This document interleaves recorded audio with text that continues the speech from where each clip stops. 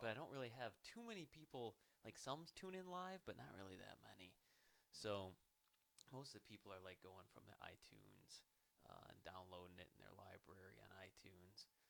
So yeah, not too many, but I'd like to do that eventually. If I could get enough live people, I would definitely do that. that's That'd the be shit. sweet.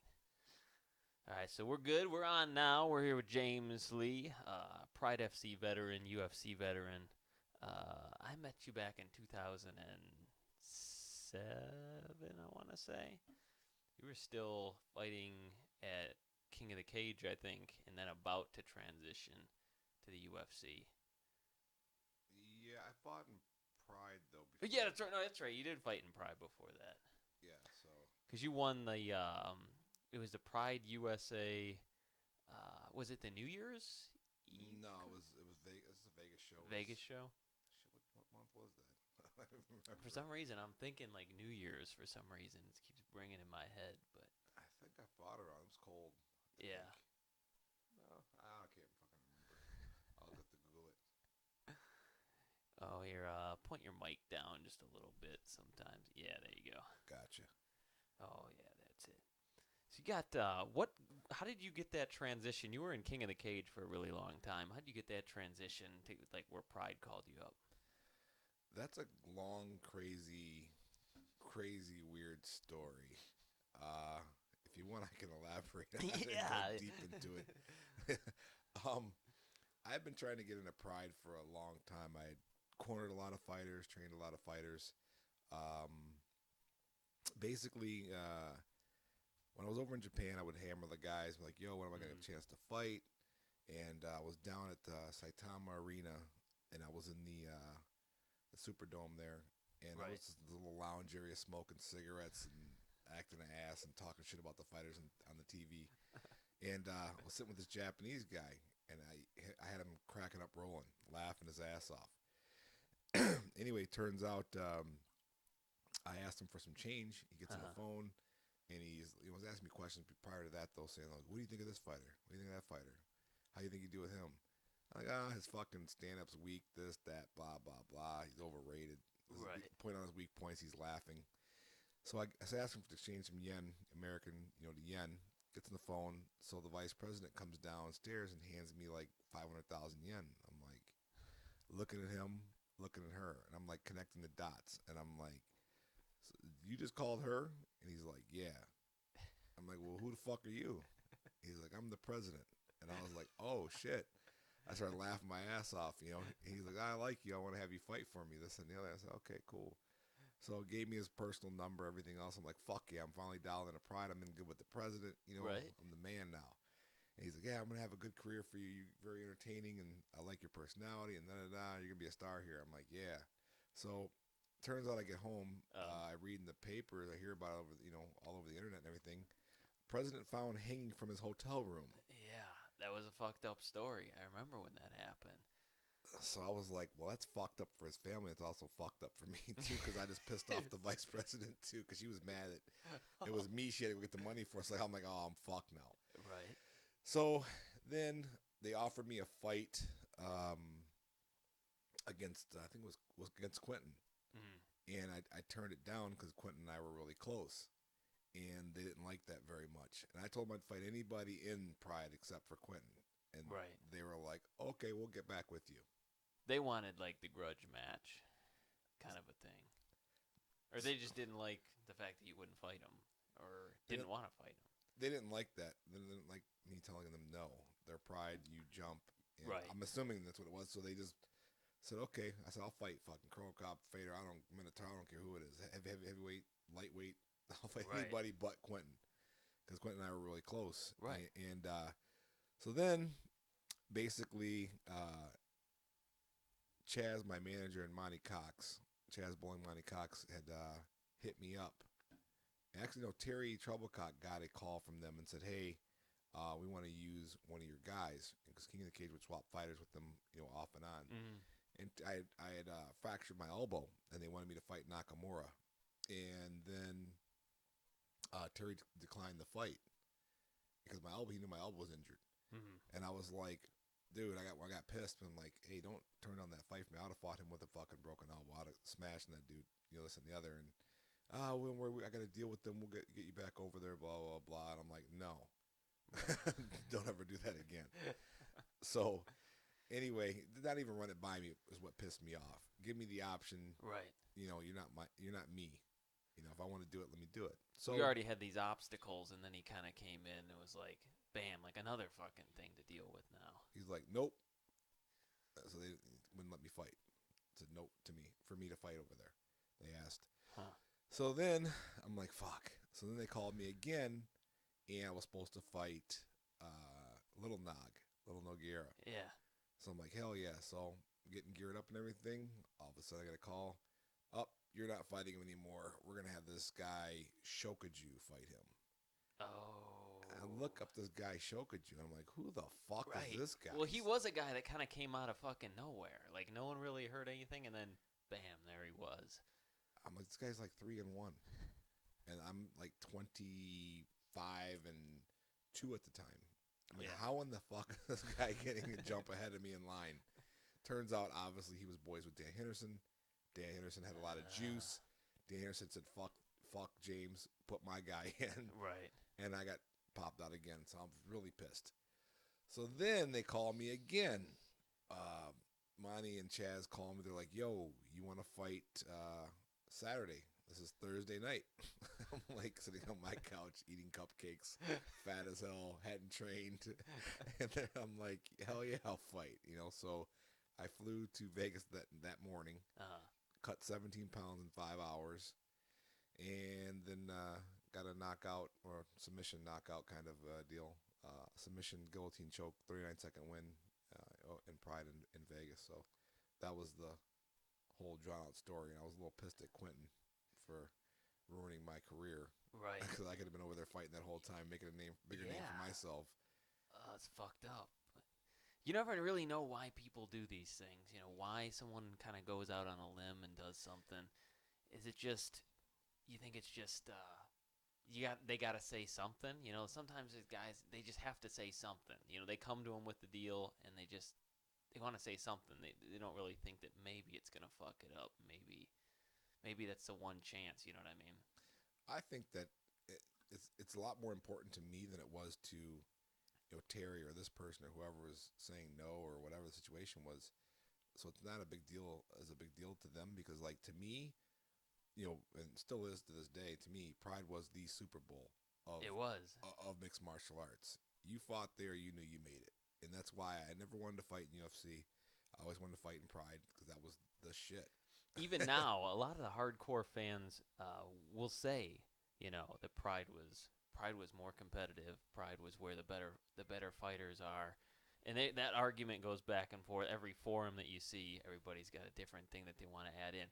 But one thing that is true is a lot. If you go back and you look at a lot of the hardcore fans from back then, they'll all kind of pretty much unanimously say that Pride was a better organization. It was a tougher organization. Oh, absolutely.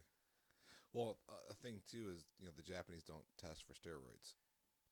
Yeah, right. So the performance, and honestly, man, like that whole topic of steroids, it's not like you take a steroid and you turn into Superman. It just helps you to recover faster, Right. and that's really about it. So you can get a harder workout in. But there's a lot of, I think people misconstrue the fact that there's many different kinds of steroids. A lot of people will blanket it as all one thing, but there's kind of, to help your endurance, and then obviously it's like the EPO kind of stuff, not really a steroid, but Right. It's dangerous shit though. Yeah, I mean that stuff's been fucking people up, and no one really knows. I mean, long-term effects of that shit. I mean, goddamn. I mean, it's one thing, could be one thing after another. But you're right, they didn't test for steroids, and a lot of them, they even said in the contract. I'm trying to remember where the hell I remember that from. Probably another show I was listening to, but in the contract it said that specifically we do not test for steroids. So it's like, come juiced up to the fucking kills.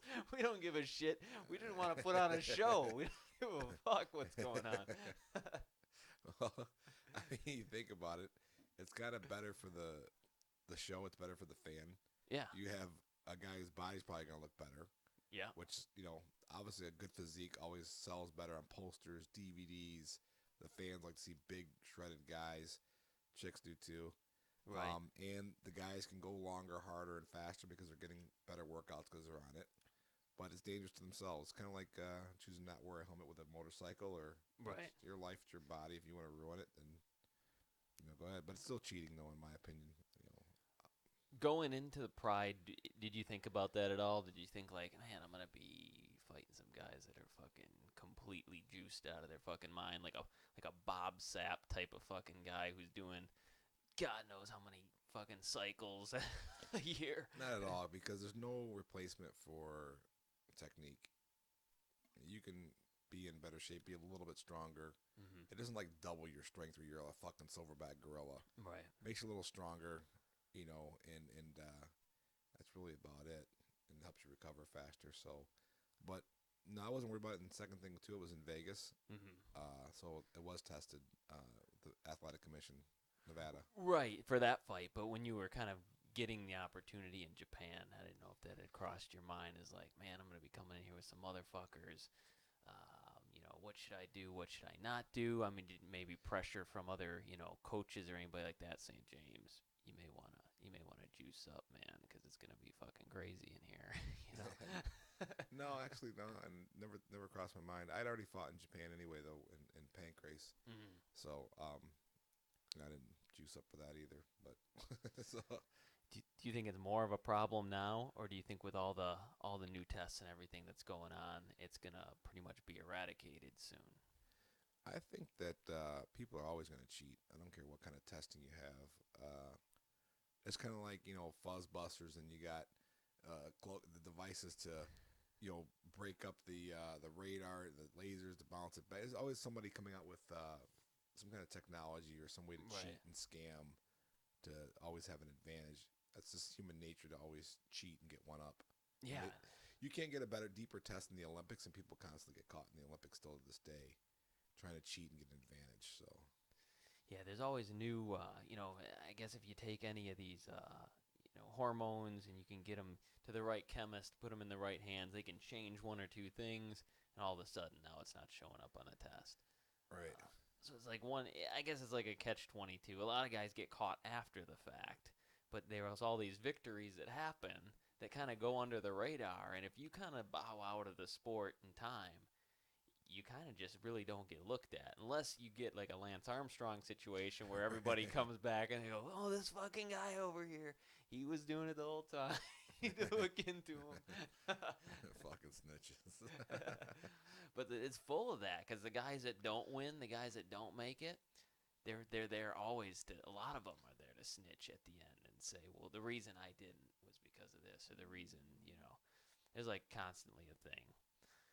Yeah, no, there's always gonna be your haters and all that bullshit, and you know, Oh, okay. Just calling in. Yeah, it's in it, but in every sport, you're right. There's always like these haters, and you see it a lot. I think you see it a lot with MMA. You got one thing I definitely did want to ask, especially in Pride. Did you hear any? Chael Sonnen is super vocal about the fact that there's a lot of fixed fights that went on in Pride and a lot of tomfoolery and stuff that went on. Any of that stuff? Any credence to any of that, or is that all? no, it's true. I mean, I heard a few fights that were fixed, and 99% of them, no, they Mm, weren't fixed. But with the Japanese, I mean, they do a lot of like ho shit to try and get an advantage on Americans and other fighters, mm, such as I'll get a call on a 2 week notice. Hey, do you want to fight? Like they did Quentin with Sakuraba. right. Here's a week's notice. You want to fight Sakuraba? And you got to make this weight class a special weight class. Right. you know, There was a lot of that. You're right, because there would be a lot of times where Japanese fighter, he's got like Phil Baroni. He's got him down, and they never stand him up. But when it's the other way around, they're standing everybody up, and it's kind of like there was definitely, I guess you could say, like a prejudice in a way, kind of favoring a lot of the Japanese fighters in Pride. oh yeah, they would definitely try and get one up. You're not going to win a decision either over there. I mean, No. you can, but it's difficult, and they do play favorites in regards to their own wrong people. But it is what it is. They pay good money, and they just try and get upper hand. I don't know why, but it's coming from a country that's supposed to be about honor and this and Right. that. It's fucking downright thievery down. Right. So Oh, fucking A. So that was like, and then you got the call. It was very shortly after that you got called to the UFC. Almost, how long was it after your Pride victory? Where they were like, James. they had actually called me prior to Pride. They did. Yeah, Okay. and I had turned them down because they were trying to get me on the short notice deal. And I took the Pride fight on short notice because it was Pride. Right. I'm like, UFC can wait, not a big deal. When Pride called, I said, yeah, I've been working too long, too hard. I got my opportunity. Fuck it, I'll take it. So, and I knew that no matter what, like in my mind, Mm. they would have to fucking kill me to get me to lose that fight. There was no way in hell I'm gonna lose that fight because it just meant that much to me. So, actually, I turned the UFC down one time prior to that, and then one more time after that, and then they wanted me to fight Jason Lambert. I don't know if you remember that guy. I do. They wanted me to fight him on a week's notice. Okay. And I was like, no, I'm not gonna lose to a fucking turd I know I'll smash because of my cardio. And I call him a turd because of personal things, but I'm like, no, I'm not gonna, take that fight on a week's notice because at the end of the day, the fans don't see that. Oh, I only had a week to train. I was out of shape, and that's why I lost. Right. They don't give a fuck. You got your ass No, beat by they don't. blah blah blah blah, and then the UFC will cut you and say, "Oh, you lost a fight. We didn't like your performance." Right. Well, fuck. Can I get a 6-8 week camp at least, or even a month's notice to prepare for this? This guy's got an 8 week, camp, and then I'm shit out of luck, looking like a jerk off because I gassed out and looked like shit. Right. So Did they give you a hard time about that? Like turning them down? Like they call you for a fight and you're like, nah, I'm gonna pass on that. Does that sully something over there to where they kind of get like a bad vibe about you, kind of a deal? well, I'm sure they are the UFC, so I'm sure it probably does piss them off that they got turned down by somebody. But the third time that they had offered, they were like, "Yo, listen, if you turn us down this time, we're not offering again. So Right. take it or don't." So I said, "Oh, okay." Well, they gave me the difference was this though. They gave me plenty of notice. I had like 2.5 months to prepare, and they gave me a contract. They did it the right way. Right. And at the time is when Elite XC had just came out, and they were offering me like 7-7 and like 9-9. And then UFC came out and gave me an offer of 10-10, 13-13, 16-16, and 19-19 for my 4 fight deal. Mm-hmm. So I'm like, well, hell, it's UFC, more money. And at that time, I'd been loyal to King of the Cage, but I was getting in my 30s, and I'm like, you know what? If I'm gonna make a run at, I got in the sport to be the best that I could be, be the world champion. Mm-hmm. And obviously, King of the Cage wasn't as prestigious as, it was like winning the CBA title as opposed to the NBA title. Right. So I wanted to win the NBA title. And I felt that, loyalty is only going to go so far. At some point, I have to look out for me at the end of my career. Yeah. And I want to obtain that. So I left and went, and, Terry got pissed at me because he had sold King of the Cage to Elite XC. Terry Trouble, the owner of King of the Cage, and was like, "What the fuck? Why didn't you call me?" I'm like, "Motherfucker, I called you. You were in Mexico." Yeah. And he got pissed and said, "I would have offered you more money." I'm like, "Well, why the fuck didn't you guys offer me the most money you could the first time?" Right. It's like, wait a minute, you've been holding back the whole time? Like, So, we had a little falling out. He was a little butthurt because we had been pretty much married for so long that when I finally departed, because I would probably assume, I don't know this, but I would probably have to say I'm like the only person in King of the Cage history to turn the UFC down to stay with King of the Cage. So yeah. I don't think I've heard of any other person doing that but me. Well, back then, for people that don't know and maybe are not real big fight fans, King of the Cage was like, they were like a really big deal, though. I mean, it wasn't like, they were a worldwide organization. Yeah. And especially in the early days, man, it was like the UFC and then King of the Cage. And King of the Cage was like a big feeder organization for Oh, the yeah. UFC. UFC owes a lot of their top guys to King of the Cage. Yeah.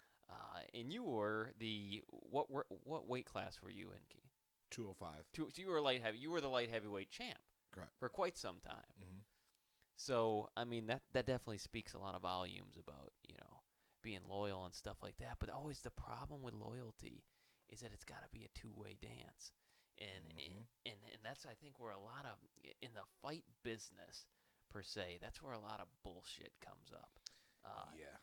and it's one of those businesses. It's unlike any other type of business because you're dealing with human beings and you're dealing with an all or nothing thing. Because if most guys, and you're an entrepreneur, James, and you don't fall into the same category, but a lot of these guys, that's it. Like if you're gonna fight, that's all you're gonna do. You're not going to, you know, work at a fucking Wall Street firm in the meantime, or do all this other stuff. Most guys, that's a full time job. If you're doing 2 a day training, plus your strength and conditioning, plus your nutrition, all that stuff, there's no time to do anything else. Nope. So if you're all in it, and if the other party isn't 100% on board and backing you, then you can spend 5, 6, 7 years in the fight business, and not some guys don't have anything to show for it in the fight business. They just kind of fade out. And I mean, there's probably a million guys you can list that would been in the UFC, this and that. That you just where are they now? I mean, no one really knows where they're at. They're just kind of all doing their own thing. But boxing had the same issues. Like if you're gonna be a boxer, a professional boxer, that's all you're gonna do. You're not gonna spend that time developing other things and kind of while you're being a professional boxer, professional fighter. So what makes you go down that road? When did you say, "Hey, I think this is what I want to do. I want to fight. I don't really want to do anything else." Well, I never hit that You, plateau where I didn't want to do anything else because you were always diversified. yeah, because through diversity comes security. So basically, I'm a single father, so I've had full custody of my son for his whole life pretty much. And fuck, if I go to take a fight and let's say I get hurt before the fight, I don't get paid. Right. So how do I feed my kid? So they're gonna say, "Oh yeah, we'll throw you some money." No, you didn't fight. What are you looking at us for? Right. Sponsor's not gonna pay you till after you fight. So I can't live my life like that, knowing if I can keep a roof over my child's head. When I started the business, I owned a mortgage company, so um, I have responsibilities. I had, I was driving a Mercedes. I had a fucking nice house. I had, thing at a young age. So it wasn't like I could just walk away from my responsibilities and say, I'm just gonna fuck the mortgage company. I'm just gonna Right. be a fighter. No, I just try to taper it off, not work as much to get some training in and get prepared. So I don't think it's a smart move to do that because the money, especially back then, was nowhere near what it is No. now. And even now, it's still pretty shit. Still It's questionable still now. shit money. So yeah, When did you decide that, were you competing throughout high school? You were a wrestler.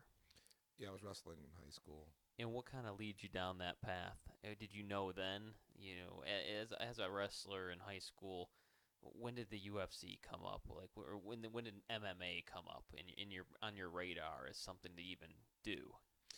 Well, actually, I was training in jiu-jitsu before the UFC even came out. So that tells you how long I've been in the game. Uh, I was wrestling in college, and they canceled the wrestling program because of Title IX. And I came back, and my kickbox. I joined a kickboxing gym right by my house.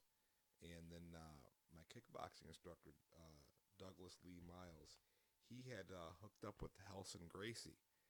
So he flew this guy in from Brazil, teach a seminar and stuff, and I was like, yeah, this shit's pretty cool. And then he was showing me um, these underground fight videos of Hickson and this other Zulu on the beach, or Yeah, all these damn fights. Him fighting, famous tapes. Yeah. yeah, them fighting the Lucha Libre guys on the beach, and him fighting Zulu, and just the family fighting, different guys and stuff. And I was like, damn, that's pretty sweet. I like that because I started off doing like the point fighting, and then I found out about I graduated over into the kickboxing, and then because I wanted more, Right. like more contact, more continuous contact. It wasn't enough because I really enjoyed the competition. And he's like, "Well, hell, you've got good kickboxing and wrestling base, and your jiu-jitsu is pretty good naturally, and you're learning a lot." He's like, "You'd be really good at this. When we come out with it, we're gonna come out with this thing called the UFC soon." Mm-hmm. And I was like, "Oh, okay, that sounds fucking pretty sweet." Headbutting fuckers and elbowing them, and it's pretty cool. So, Did you believe it at that point? Were you like, is this like some kind of fucking Van Damme Kumite shit they're doing right now, yeah, or but is I was always that guy who was down for that shit. Let's go to fucking Zimbabwe and fucking fight each other with coconuts or something. That's what the dude was doing. He's fucking training, cracking coconuts with his fucking hands. So, no, I was down for it, but I mean, I saw those guys fighting and stuff in different gyms and nothing like really organized except for the Zulu fight or whatever. Mm. But no, I was totally digging it. So that's what I wanted. I wanted the closest thing to a real fight, and that was it. So opened my eyes. I was like, wow, that sounds sweet. And then we remained obviously friends in contact, Halston and I. And then they came out with the fight, and I said, well, you know what? I want to get a little better at the submission stuff. And get I was gonna get a little more comfortable with the whole overall game because I was already like one of the first people cross training when the UFC had already came out. I peeped out the weak points. Well, this guy's a kickboxer. Right. This guy's this. Back in the day, they just went in as what they were. It was like you either Right. did kung fu, you did karate, you did, and that was the whole point. They wanted to see which style was like the best. And Correct. you were starting to put it all together as saying you got to be good at everything. Yeah, not saying like I was some super extraordinary visionary or something, but But that was like the writing on the wall. You didn't have to be a genius to figure it out. It was like no. we gotta. This is where it's coming. And that's exactly what I said when I saw Hoist Gracie fight for the first time. I was like, I'll fucking knock this guy straight the fuck out. He's never gonna take me down. With that bullshit shot he's got. And then I had already been training jiu-jitsu for probably about a year and a half, and I was not an easy guy to catch. Actually, I had never been even submitted ever. It wasn't like years later when I got with some really good people. Mm-hmm. Not saying that Halston Gracie isn't fucking phenomenal, but it wasn't until later on I even got submitted because I was a really strong young wrestler who caught onto it really really fast. Right. And I was even smart enough to realize that after about 6 months, not riding my own dick here, but after 6 months, I was like always being on top of everybody because I was such a better wrestler than everybody. And then I saw like the Pride tapes, and I'm like, fuck, this dude is like an Olympic wrestler. He's on his back. Guess what's gonna happen to me eventually? If this guy's that much better of a wrestler than me, I'm sure I'll be on my back one point in a fight. Right. Yeah. You start getting mixing with these Olympians and these high level, really high level NCAA wrestlers. It gets tricky. It gets a little hairy in there. Yeah, absolutely. And then, well, it's even if you notice, like some jiu-jitsu guys are taking down Olympic, wrestlers and stuff because the overcommitting of punching, Yeah. and just changing level. There's a lot of different. Technically, you don't have to be the better grappler to take the other person down. It could just be overcommitting on a punch to a lot of different things. So I just decided to pull guard for like the next year and a half straight. That's all I did was pull guard to get comfortable. Because as a wrestler, you're taught on your back's horrible thing to do. Not a lot of wrestlers are very comfortable on their back. That's definitely was an issue. At least back then, it was a huge issue. Absolutely. So yeah, I figured that out. I'm like, hey, you know what, man? I need to get comfortable here. So I just did that and ran with it from there. And at that point, you kind of decided, you know, where were you training out of at the time? A place called Michigan Martial Arts in Walled Lake at 14 Mile and Haggerty. Okay. And are they the ones that did they change into Warrior Way at some point, or I'm No, trying to think off Haggerty. no, it was at 14 and Haggerty. A guy by the name of Harvey Berman is the one who started Warrior Way. Right. Harvey was just good friends with Douglas Lee Miles over there, and they had a falling out, and Harvey took off and started Warrior Way, and that was kind of like how that started there. Okay. And that became like a mecca for a while. That was like really the mecca. If you wanted, I can remember looking around I was probably, I don't know, 18, 19 or something. I was like, where's a place where I can go to like compete? Everybody was watching. We went to the fucking tape store and you got your fucking UFC tapes Yeah. and you went home and you watched them and you were like, where the fuck am I gonna learn how to do this? And I can remember going to place and place, and they all said the same thing. Like, well, you got to go to. There's a guy with a team called Team Mash, and he's over at Warrior Way, and that was what everybody said. I'm probably 20 fucking people. Me and a buddy, Chris Harris, and we went from gym to gym to gym, and it was all like, this is a karate gym. We were like, where do you go? Every single one of them was like Team Mash and more.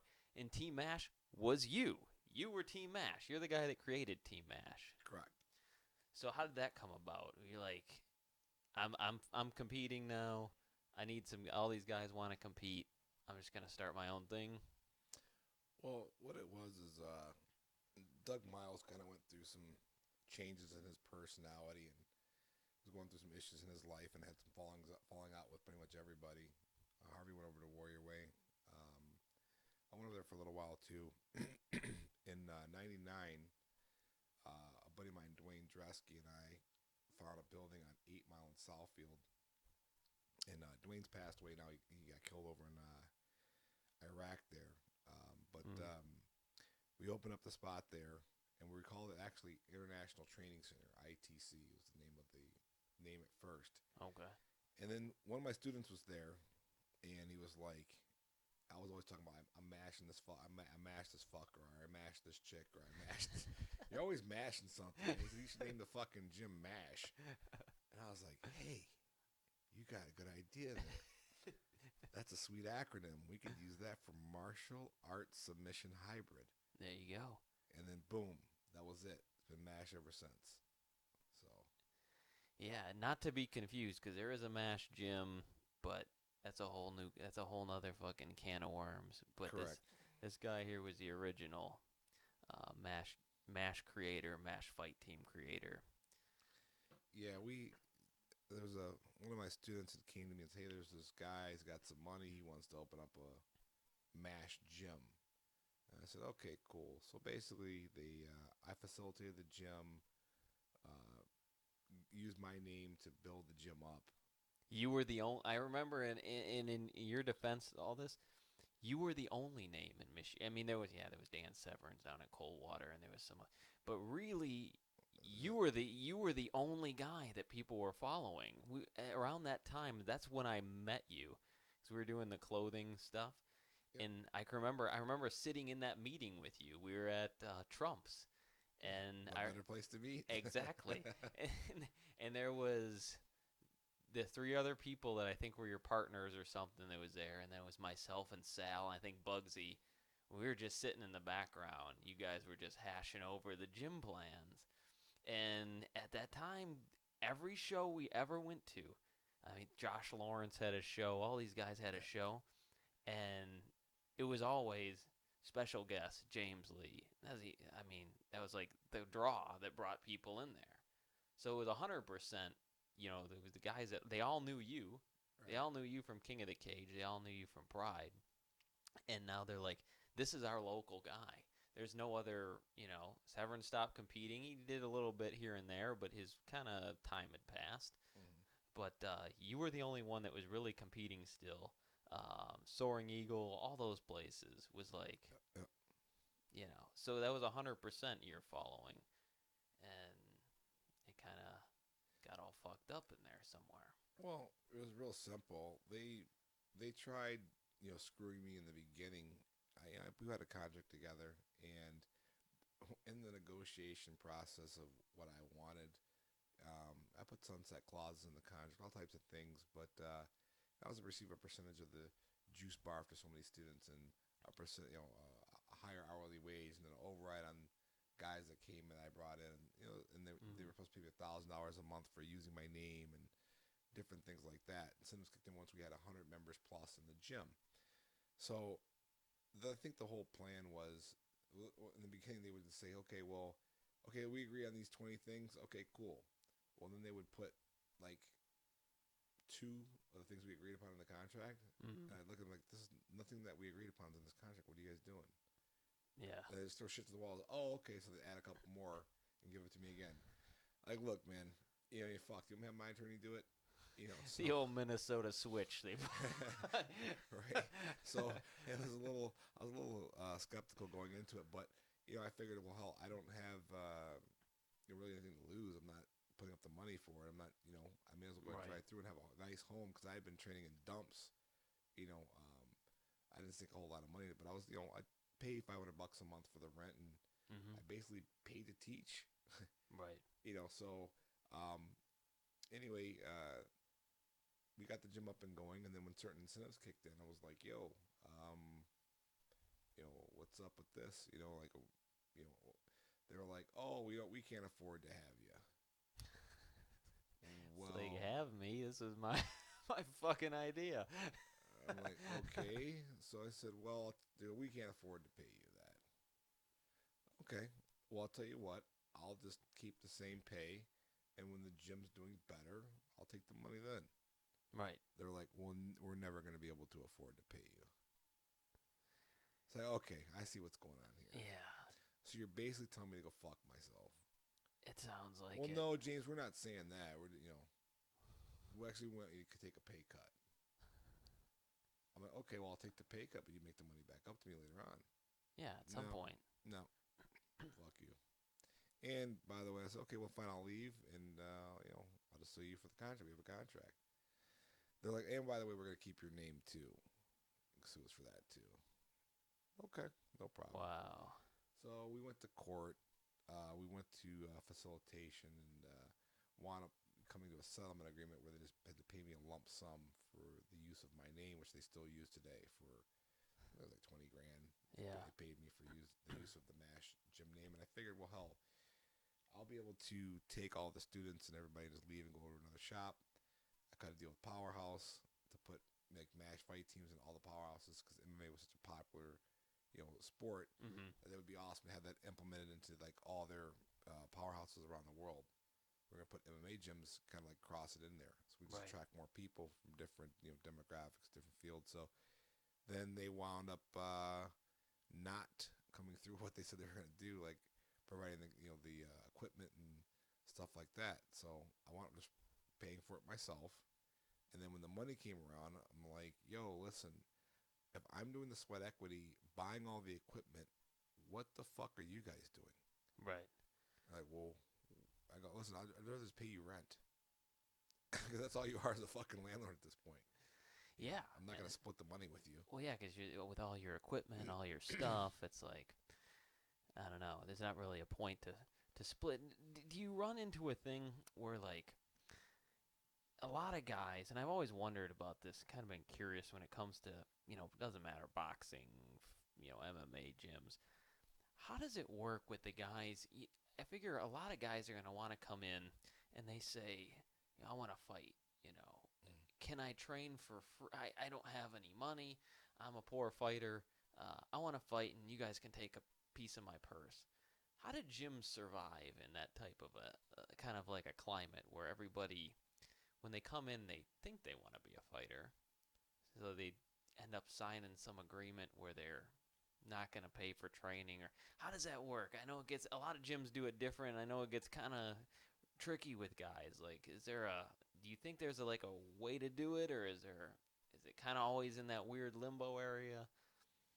Um, it depends on the fighter, the relationship you have with them, the dedication. At some point, it's like, man, you have to get your shit together some kind of time, but there has to be a barter and trade. There has to be an exchange of value. And I think if you're just strictly an MMA gym, Mm, you are going to fail miserably because all these MMA fighters are 99% of them are broke dick user fuckers. gotcha. And they have some meaning of like some feeling of self entitlement, like you owe them Yeah. to train them for free because they're going to be the next fucking Randy Couture. Right. Like, oh, you are okay, cool. So I think that if, like a guy like Miles Jury, for example, he was a kid, young kid, was serious about his training, was always respectful, busted his Mm-hmm. ass, taught classes in exchange, and Yeah. and did everything he could. I think that what I would tell guys when I had Mass Gym, these broke guys that came in, oh, I want to train for free. I'd say, okay, no problem. I'm gonna let you train for free, but you have to go out and recruit 5 people that are gonna pay a membership. Right. So if That's you fair. so if you want your membership for free, go find me 5 people. You got a mouth. Right. Go recruit 5 people. You get your free membership. Now, if they don't show up and do it, then they weren't serious. You can go recruit some people. For sure And you even if can. the guys brought a couple guys and they didn't stick around, let them still come because they were trying. Right. And I just bust their balls. Hey, man, you got to keep 5 people here. Right. So make them work that way. Yeah, that's you know what, I've never heard that strategy before. Bringing the people in. I was always curious how it worked because, Mm-hmm. especially at that time, and I don't really know how it is now because I haven't really been around. I train, at the local. I go to like open mat or something like that. I don't really have a membership anywhere anymore. But just how anybody made money, like it was just so tough because nobody wanted to pay. They all wanted to kind of have this free ride like it was a Rocky movie, and the instructor is supposed my coach is supposed to spend all this time with me and all this energy and all this money and drive me to my fights and all Yep. this other bullshit. And then when I make some money, well, what am I supposed to live on? Well, dude, I've been training for free for all this fucking time. They I forget mean, they forget that part. that's that's got to be a huge risk for guys like you and for just any coach really in general. I mean, how the hell do you hedge against that kind of a risk? You know what? You don't.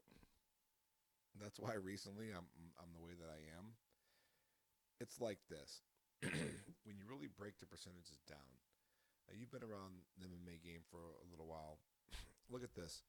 How many guys come to the gym screaming they're going to be UFC fighters and they're going to bust their ass and live in All the of them. gym? As a Okay, matter of fact, that's their opening statement for everybody. yeah. And how many of them actually stick around for more than 3 months? How many stick around for more than 3 days? Right. It's a better question. So you have 99% of those guys like quitting within the first couple months. Then out of those people that, that do, they don't last more than a few years. Right. Then, if they are lucky enough to make it to the UFC out of that little small percentage, it's like how many of them are going to be superstar status? Right. 99.9% of them aren't going to make it to superstar status. So then, once you get these guys to the show, to the UFC, where you can make a little bit of money now, they say, well, I'm straight. Fuck you. Thanks for getting me here. Take care. Yeah. And you're sitting there like, wow, I just put 7 years into this fucking guy and fuck me now. And not only that, it hurts, me as a coach. And because if I produce 4 or 5 UFC athletes that are doing well, Then your name is now known. my name is known. So now other top fighters want to come to me and have me train them as well. And I've seen a lot of coaches that aren't as good, even myself, and it just becomes a popularity contest where you got a good guy out of your camp. I mean, look at Team Alpha Male. There was nobody there. Right. They built that whole team around Uriah. Now there's a whole squad of little tough fuckers running around beating the shit out of each other because Uriah was there and guys, someone in his weight class saw him and said, hey, I'm going to go there and get working with this guy. Right. And then they developed the squad from there. They didn't all just say, oh, you know what? I got the OC. Fuck it. I'm out of here. Yeah. They They stayed gotta together. stick around. You gotta stay together. That's really the only way to make a team work. Because if it's a bunch of individuals, then it's always like a bunch of guys always running out trying to do their own thing. Makes it definitely not to say that they shouldn't to an extent. Everybody's got to kind of make their own identity, but at the same time, to create a cohesiveness Mm-hmm. to where that things can flourish from that. If you build that strong base, like you're never not gonna have Team Alpha Male now. You know what I mean? Like they're always gonna kind of be there. Right. But it takes a good amount of doing to get it to that step, to get it to that phase to where it can't, the slightest thing. When you're starting something off, the slightest thing can fuck it all up. The slightest mistake, or if one guy steps away in the early stages, can mean disaster. But that can happen later down the road. Mm-hmm. uh, when once it's established, and those things don't seem to have as big of a magnitude of an effect. Um, so you bring up a damn good point about keeping people, but a lot of people don't realize it when they're doing it. They're kind of always looking after. I mean, that's human nature. They always try to look after themselves, and that's how do you sell somebody on keeping it as a team? It's like it's a tough thing to do. Well, there's a lot of humility at the beginning. Mm-hmm. And then once people get what they want, then it's fuck you, thanks. I Right. didn't get a thanks, just fuck you. Right. Take care. Um, so I think that this is what a lot of these fighters fail to realize. I've been to I've trained at a lot of top places all over the world. And what I've experienced is whoever the name brand guy is there, he's the one who gets the attention. You're brought in as a sparring dummy to get your head caved in. And there's no camps built around you. Right. So you get brought in to get the shit kicked out of you by a bunch of tough fucking guys. And these guys get some kind of false sense of security in their mind because after training with somebody for so long, of course I'm going to know your fucking moves and I'm going to figure them out. And I'm just going to appear as though I'm getting better. Right. But I'm just learning your habits and your routine more. So You're getting better at fighting that guy. correct. So now this guy's like, you're writing home to his friends. Hey, I did really good with John Jones today in the gym. I only got knocked out once as opposed to 10 times when I first got here. I'm getting better. No, you're not. Yeah, you're just adapting. You're just adapting to one man's style. These guys think that here in Detroit we have world class trainers.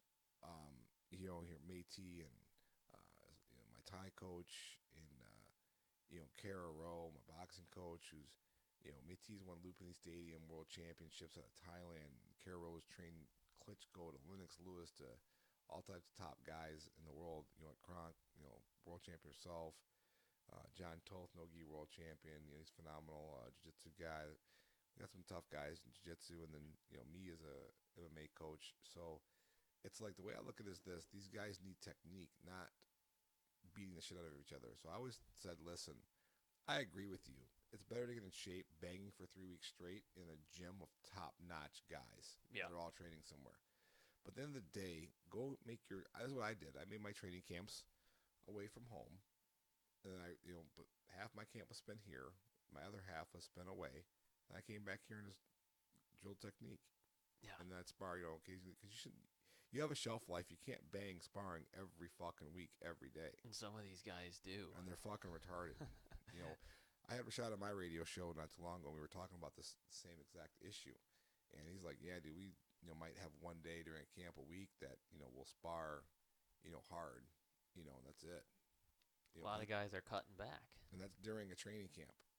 Yeah. So, it's just dumb. I don't believe in it. I think it's dumb. Guys have a lot to prove, especially when they're starting off. They want to show that they can bang. They want it to be like the fucking movies, They want to go in there and have these gym wars.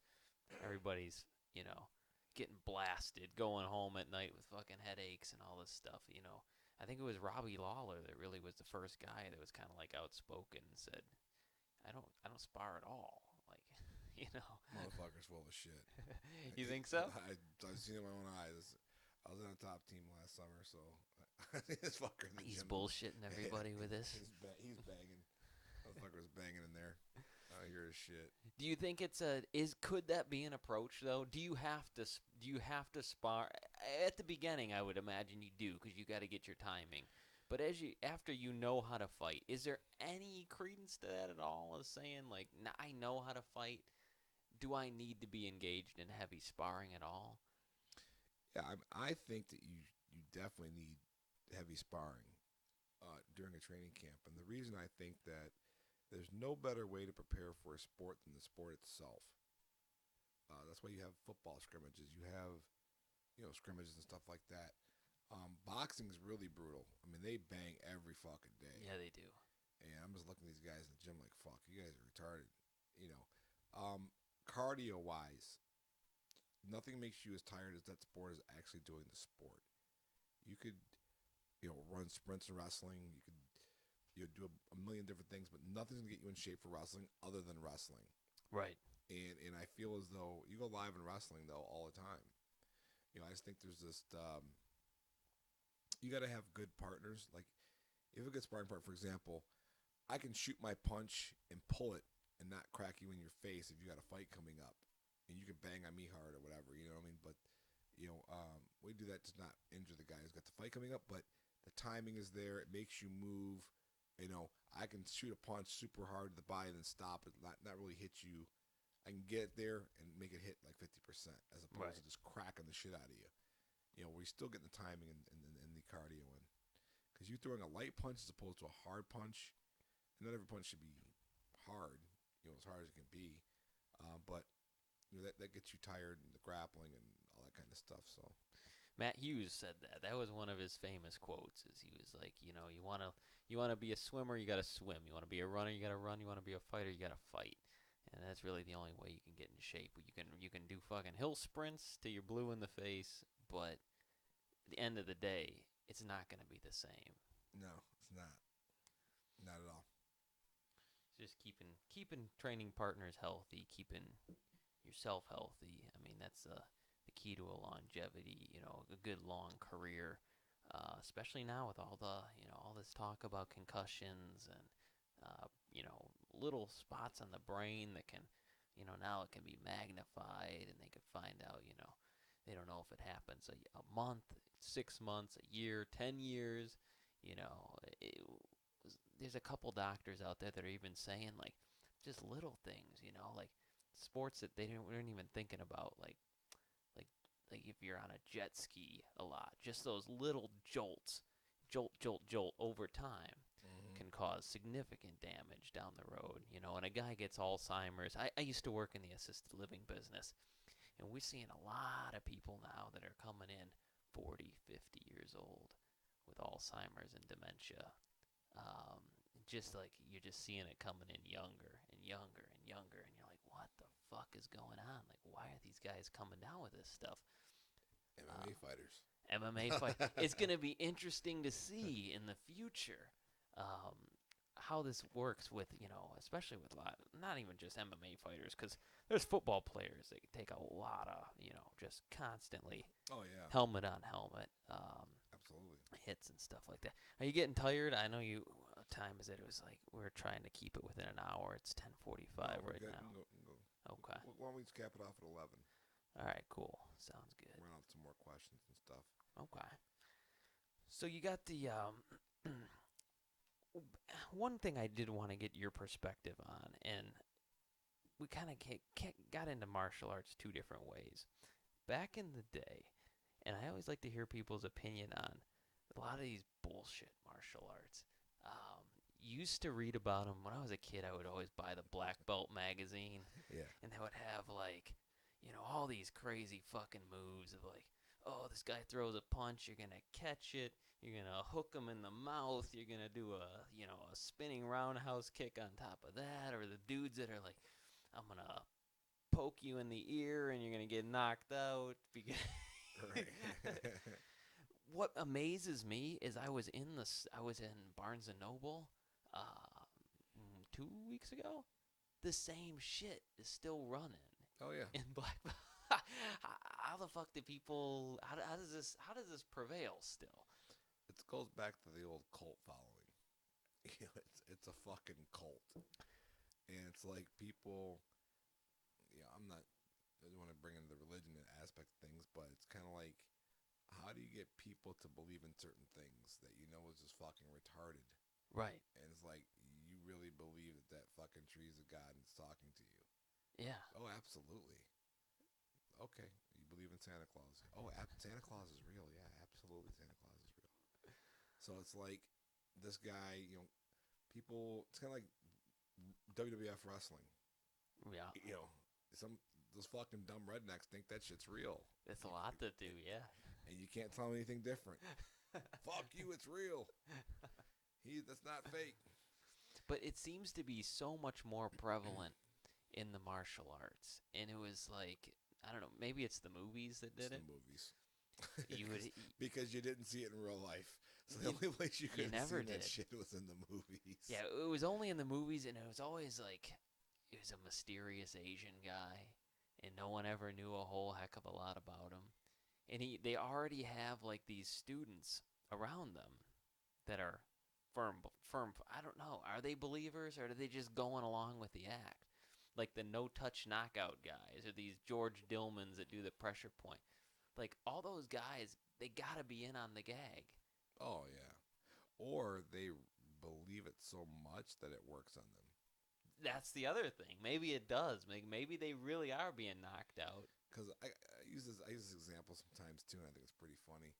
It's like, okay, like, do you believe in exorcisms? You think people really get possessed by the devil and stuff like that? Yeah, They're like, yeah, absolutely.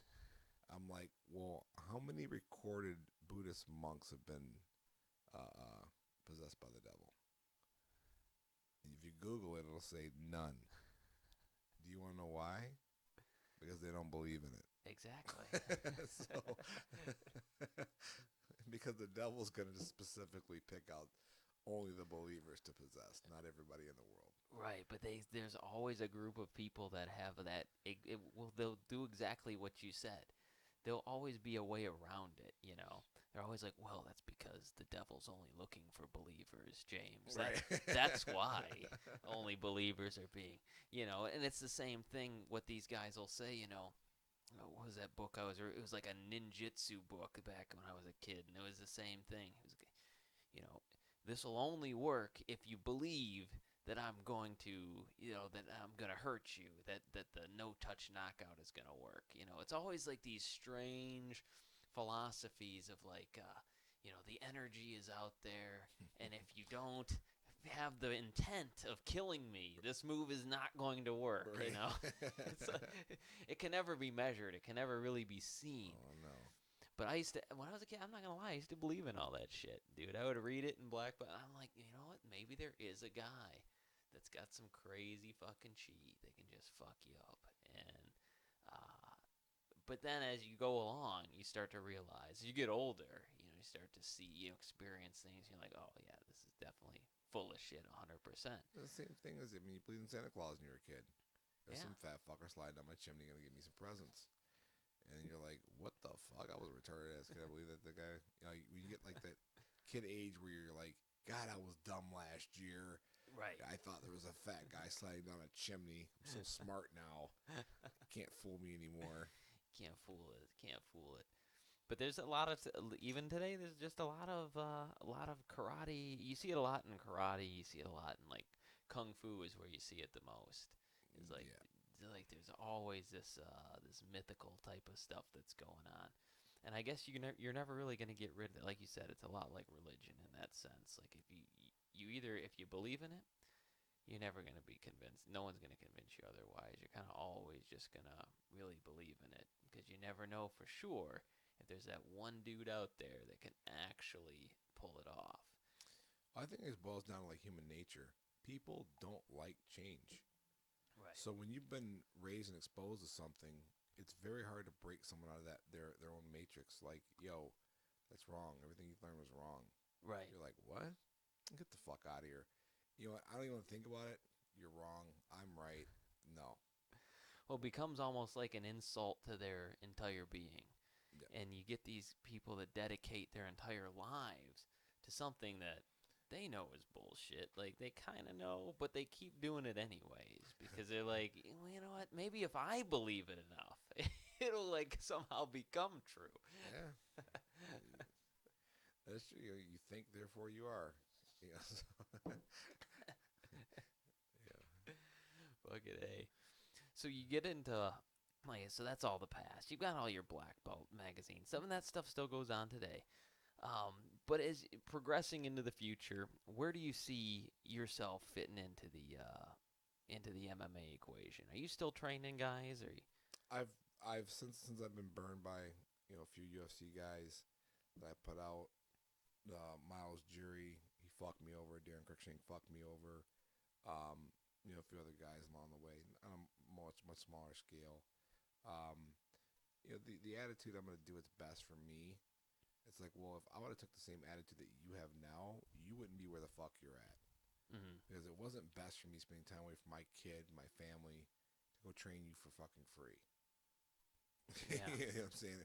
time away from my family to go buy her tape, your gauze, getting your girlfriend a fucking job, you a job, flying myself out to corner you, paying for things, buying you dinners, and crashing my couch to whatever, whatever the situation. Promoters, they don't pay for any of that stuff, do they? Well, some, Some some do, do, but on some the don't. smaller scale, like I drive my own fucking car here or there, whatever. Even back in the day, way back in the day, I would pay for my own plane ticket to fly out. We have a cheap because you remember something. There wasn't a shitload of promotions back in the early infancy stages of this. So when I linked up with King of the Cage, like Gladiator Times was, it doesn't make sense for us to fly you out here. You're not a ticket seller, Right. and we don't have that kind of budget to just fly guys from all over the country in. Right. Well, I'll tell you what. For my guys, I had a little bit of money. I'll pay for my own plane ticket. Put my guy on the card. Yeah. Okay, cool. You're in. So I would just do it that way. So just to give my guys some exposure to be able to fight. It was like the fucking Fight Zone or King of the Cage. Right. That's about it, man.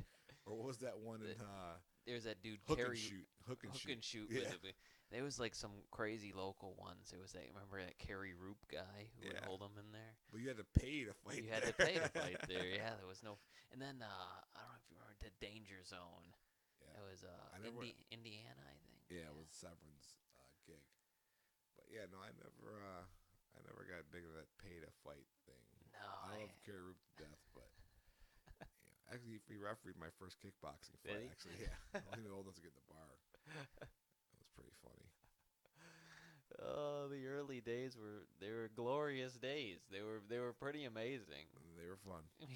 Everybody that could scrape together $6,000 to buy a Combat Sports International cage, Right. put on a promotion. They didn't give a fuck about anything. They were like, "Give me a gym somewhere or a banquet hall. I'll set this fucking thing up and sell tickets to the masses." I've seen some shit, man. God, over the years, wow. What was your favorite fight? Favorite fight that you competed in? My favorite fight that I competed in, it would definitely have to be the Pride fight. That was your highlight. That was like, Yeah, when you win the Super Bowl in your eyes, that was it. 'Cause it's something I had wanted forever and ever and ever, and that was the pinnacle. And it was like, wow, I got here finally. Where it was a rough road along the way too, where everybody doubted you, your mom, my girlfriend, baby mama, fuck brother, sister, fucking everybody. My dad, the fuck you doing that stupid shit for? How much fucking money did you make? was that always his attitude with it? Oh, that was funny. My dad actually won my first world title, won the Gladiator Challenge middleweight world title. And I said, "Hey, Dad, I won the world championship." He goes, "So what, nigga? How much money you make?" I was like, "Oh, great. I'm glad you're excited for me. Thank you, Dad." There just was no money in it, though. I mean, I think GSP. I remember after he won the championship, he was still living in his parents' house. So I mean, It's fucked up. there just wasn't any money in it. Well, he made 12 million. I remember He's good now. 2 years ago. Yeah, he's definitely 12 million. definitely good now. What about favorite fight that you cornered? One of your guys. Favorite fight that I cornered. It was kind of like where you were like, "I'm totally proud of this guy. Like this is just about as good as me winning." I'd probably have to say Brandon Hunt winning the King of the Cage title, because Brandon, he's my first student and always stayed loyal to me. Every gym we jumped to, he was in every shithole every shithole we went to and in and out of places. He was always there, Mr. Consistency. So, and he was such a humble, nice guy who just did anything he possibly could to support me, and was like a brother to me. So I would say that Hunt winning the first King of the Cage World Championship, that was that was his pride. Yeah, that was his pride moment, winning that belt. So for me to experience that with someone that I love like that, it was really awesome to share in that experience. Yeah, he is a amazing dude. Every time I've been in gyms where he's been training, he always takes time to come over, say what's up. Super humble. Probably one of the nicest dudes you're really gonna meet in the business. Absolutely. Does he still compete at all? He just fought in Iowa. Okay. He lost in his King of the Cage fight. I wasn't there. Actually, Victor Torres went out to corner him, Okay. and I didn't see the fight. But he said he lost a split decision. So Yeah, yeah, those fucking splits. but Well, he's getting up there in age too, man. He's yeah. 40. He's a couple months older than me. He's 42 He years wants to old. continue, just to the love of competing. Yeah, he wants probably ride it out a little bit. We know he's probably not going to be the world champion. You got these young bucks running around, but Gets harder every year. There's new guys coming in and coming up. younger, better, more cross trained, just more competitive every year. Got more guys from all over the world. It's. But what's really weird to me is when I fought in UFC, it was a lot harder to get into the UFC because they didn't have as many shows. They had this very small Yep. roster. Now I see fucking retards in the UFC. And it's like, It, how in the fuck did this guy get in the UFC? It's like watered down now. it's yeah, you make a damn good argument for that because you're right. Back in the day, a UFC was like an event. Like, and it still is an event. I don't want to dog the UFC and say that it's not because they've done a lot of great things, Yeah. but it was like you waited, like, dude, next month the fucking UFC is on, and it was this fucking build up. And now, shit, every weekend there's a fight. There's literally a fight every weekend. Damn near. So it certainly is kind of worn off the. I don't want to say prestige, but it's worn off the kind of the wow factor. Everybody kind of knows what it is, and you don't know. You don't have like those big. I don't know, like crazy. I just don't feel like you got the same big build-ups for rivalries because it's just so one after the other, after the other, after the other. It's kind of like, oh shit, yeah, I forgot those two are fighting next week. I don't know. To me, it's not the same, and maybe it's just because I grew up in that time. But now, maybe if someone was just getting into it now, that really wouldn't matter to them. But Yeah, it's like anything with abundance. You come into abundance of things. You know what I mean? So it's like once you've been subjected to something over and over and over again, it does lose its value. It's not as special anymore. you agree with Dana White when Dana White says stuff like, "There can never be too much MMA on TV." There can be too much. You can drink too much fucking water. All right, too much of anything is bad. You can overhydrate and die. For sure. So too much pussy, too much. It's too much of anything. There has to be balance, man. You can. I don't want to do anything. Like I want to sleep. I don't want to even count money all damn day. I mean, like, Right. there's nothing. I don't want to fuck all day. You know what I mean, like too much pussy's bad. What I mean, like, there's. I don't know. You need some diversity in your life to. Fuck. I'd rather just watch it. Maybe I just want to watch a fucking football game. Yeah. Fuck MMA. Can I just watch a football game once, or a basketball game, or a baseball game, or something? What would be like ideal for you? What would you say is a good amount of cards? A good amount of car. I mean, one every few weeks, once a month. I think once a month is good. Yeah, I think once a you month. start getting every too much. It just I don't know, it takes away the specialness of the event. Like you don't have, you have. I guess you got football games every weekend, but you only got one Super Bowl, and it just seems like the UFC is kind of like the Super Bowl of MMA. And Yeah, I don't know, that's a tricky question, but I think that they should cut, take their personal favorites out of it. mm, Guy deserves to be cut. Cut him. I've seen really cut guys who didn't deserve to be cut, a lot of guys that didn't deserve to be cut. and kept a lot of fucking shitbags because they sucked the right dicks. The political aspect of it is just like any other job. It's whose dick you suck, whose ashes you kiss, that keeps you your job. So, Right. or who you know. Yeah, that's a big part of it. All right, James, we're into the about an hour and 8 minutes here, so we'll go ahead and wrap it up. We appreciate you having Awesome, you man. on. No problem. Uh, Definitely like to have you on again. I got to some of the basic stuff, but there's a lot of stuff I did want to ask too that we'll just leave for another time. Yeah, whatever, man. Cool. I appreciate it, man. Thanks. We'll definitely do part two. We'll do it soon. For sure. anything you wanna plug or say or anything Yeah. you got coming up? Yeah. Well, I really can't say right now of a possible fight in Tokyo and New Year's Eve. Okay. So I can't say who yet. Nothing's been signed. It's just speculative right now. Okay. But possibly fighting heavyweight, and then Inoki. I'll say that. Inoki Genome Show. Okay. So we'll see what happens. It's not anything in stone, but I want to thank you for having me on.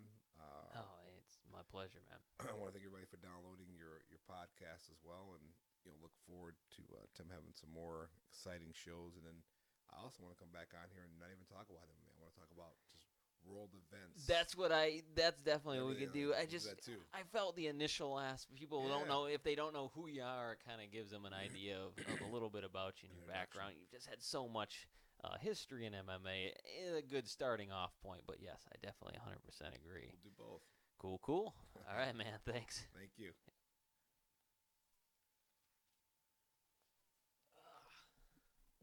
Make your ears start sweating after a while.